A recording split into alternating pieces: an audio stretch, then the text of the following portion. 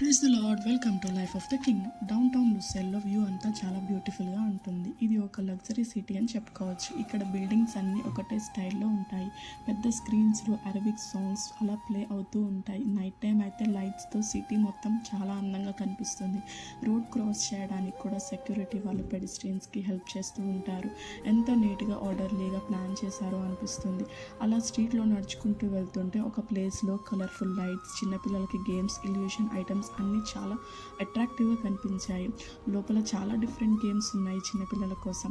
ఈ అందం, ఈ ఆర్డర్, ఈ క్రియేటివిటీ అన్నీ చూస్తే మనకు ఒకటే గుర్తొస్తుంది, ఇలాంటి బ్యూటీని క్రియేట్ చేయగలిగిన దేవుడు ఎంత గొప్పవారో అని.